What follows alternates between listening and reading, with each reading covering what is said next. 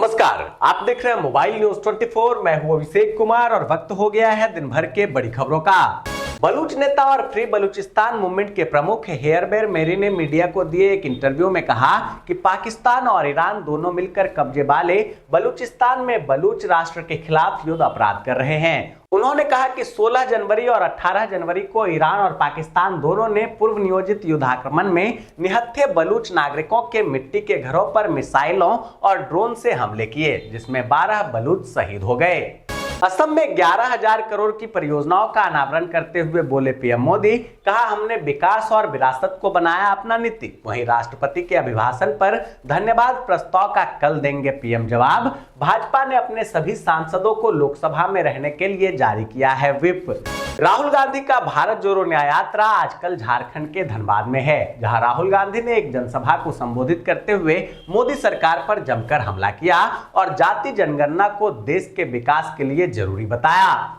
RSS प्रमुख मोहन भागवत ने कहा कि संस्कार भारती को कला की आड़ में समाज की संस्कृति को बदलने के प्रयासों से निपटने को तैयार रहना चाहिए। संघ से संदर्भ संस्कार भारती द्वारा आयोजित अखिल भारतीय कला साधक संगम के दौरान भरत मुनि सम्मान समारोह में बोलते हुए भागवत ने कहा कि भारत आजादी के कई वर्षों के बाद अपने आत्मसम्मान की खोज की ओर अग्रसर है। नोबेल पुरस्कार विजेता मोर्टन मेल्ड ने पश्चिमी देशों को दी भारत से सीखने की नसीहत, यहाँ के रिसर्च फंडिंग इकोसिस्टम की भी की तारीफ। दोस्तों, आगे की खबर पर चलने से पहले आप सभी से रिक्वेस्ट है कि प्लीज वीडियो को लाइक कर दे, कमेंट कर अपनी प्रतिक्रिया दे और इसे शेयर जरूर कर दे, क्योंकि आपके ऐसा करने से हमारा और हमारी टीम का हौसला और बुलंद होता है और हम रोजाना इसी समय पर आप लोगों के लिए दिन भर की बड़ी खबरें लाते रहते हैं। केंद्रीय गृह मंत्री अमित शाह से मुलाकात के बाद मणिपुर के मुख्यमंत्री एन बीरेन सिंह ने कहा कि केंद्र राज्य के लोगों के हित में कुछ महत्वपूर्ण निर्णय लेने की तैयारी कर रही है। बता दें कि मणिपुर में छिटपुट जातीय हिंसा जारी रहने के बीच सिंह ने शाह से मुलाकात की थी। उद्योग मंडल भारतीय उद्योग परिसंघ ने एक साथ चुनाव कराने के लिए अपना समर्थन व्यक्त करते हुए कहा कि इससे केंद्र और राज्य स्तर पर चुनावी चक्र एक हो जाएंगे। सीआईआई ने कहा कि एक राष्ट्र एक चुनाव से शासन की दक्षता बढ़ेगी और आर्थिक विकास को भी बढ़ावा मिलेगा। बीआरएस नेता के कविता ने सरकारी योजनाओं की लॉन्चिंग के लिए कांग्रेस महासचिव प्रियंका गांधी को आमंत्रित करने के मुख्यमंत्री रेवंत रेड्डी के बयान पर सवाल उठाया। रेवंत रेड्डी ने कहा था कि गरीब को 500 रुपए में एलपीजी सिलेंडर उपलब्ध कराने की योजना को लॉन्च करने के लिए प्रियंका गांधी वाड्रा को हमने आमंत्रित किया है। भाजपा के वरिष्ठ नेता मुख्तार अब्बास नकवी ने कांग्रेस नेताओं पर जमकर कटाक्ष किया और कहा कि विपक्षी दल कमरे में टोपी सड़क पर तिलक की राजनीति करता है। यही कारण है कि अब केवल कांग्रेस के सदस्य ही नहीं बल्कि उसके सहयोगी दल भी उसका साथ छोड़ रहे हैं।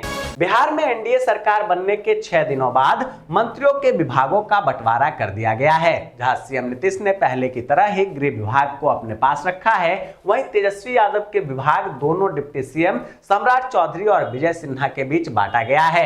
बंटवारे में सबसे ज्यादा बीजेपी को 23, जदयू को 19, हम को 2 और निर्दलीय को 1 विभाग मिला है। क्राइम ब्रांच की नोटिस पर बोले दिल्ली के सीएम अरविंद केजरीवाल, कहा भाजपा में नहीं जाऊंगा चाहे कुछ भी हो जाए। आगे केजरीवाल ने कहा कि जब तक जनता साथ है कोई कुछ नहीं बिगाड़ सकता। पंजाब के फगवाड़ा में अवैध तस्करी रैकेट का हुआ भंडाफोड़। तस्करों में 9 विदेशी नागरिक भी थे शामिल। पासपोर्ट, मोबाइल सहित भारी मात्रा में नकदी की गई बरामद। हरियाणा के सहकारिता विभाग में हुए 100 करोड़ रुपए के घोटाले में एंटी करप्शन ब्यूरो की जांच जारी है। अब तक सामने आया कि किसानों के लिए केंद्र सहकारिता मंत्रालय द्वारा भेजे गए सरकारी पैसे से करनाल, जीरकपुर, रेवाड़ी में लग्जरी अपार्टमेंट्स में फ्लैट खरीदे गए हैं। ऋतु बाहड़ी बनी उत्तराखंड उच्च न्यायालय की मुख्य न्यायाधीश, राज्यपाल ने दिलाई पद और गोपनीयता की शपथ। चंपई सोरेन द्वारा झारखंड के मुख्यमंत्री का पद संभालते ही एक्शन दिखना शुरू हो गया है, जहां एक से बढ़कर एक फैसले लिए जा रहे हैं। इसी बीच झारखंड में बड़ा प्रशासनिक फेरबदल हुआ है, जहां भारतीय प्रशासनिक सेवा के 3 पदाधिकारियों को अतिरिक्त प्रभार दिया गया है, वहीं एक अधिकारी का स्थानांतरण किया गया है। कल से शुरू होगा छत्तीसगढ़ विधानसभा का सत्र। 9 फरवरी को पेश होगा राज्य का बजट। इंदौर में टला बड़ा हादसा। आईटीसी मैदान के पास मिले जिंदा हैंड ग्रेनेड को बम स्क्वाड टीम ने किया डिस्फ्यूज।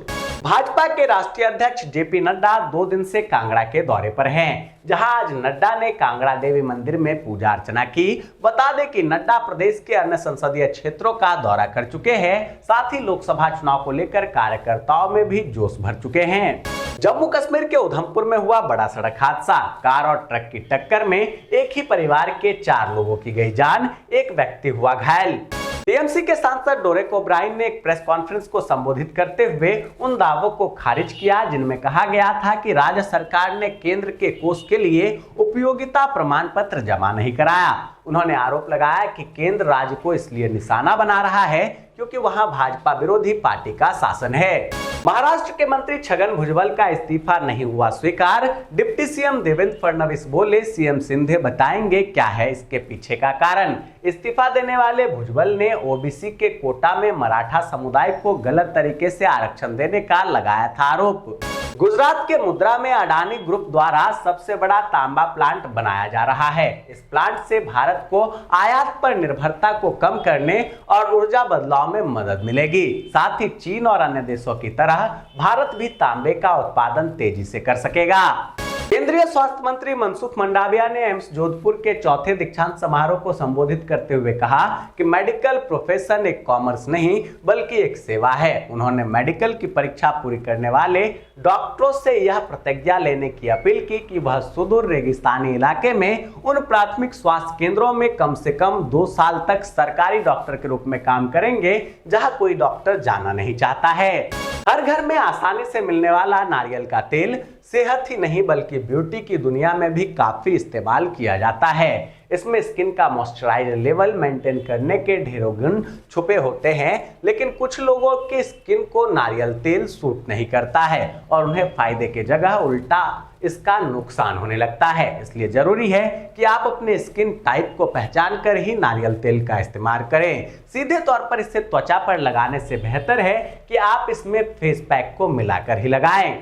इंडियन कोस्ट गार्ड की ओर से नाविक जीडी असिस्टेंट कमांडेंट के लिए नोटिफिकेशन जारी किया गया है। इस भर्ती की प्रक्रिया 13 फरवरी 2024 से शुरू होगी, जो 27 फरवरी तक चलेगी। जो भी उम्मीदवार इस भर्ती में शामिल होना चाहते हैं वे आवेदन करने के लिए www.joinindiancoastguard.cdac.in पर जाकर ऑनलाइन फॉर्म भर सकते हैं।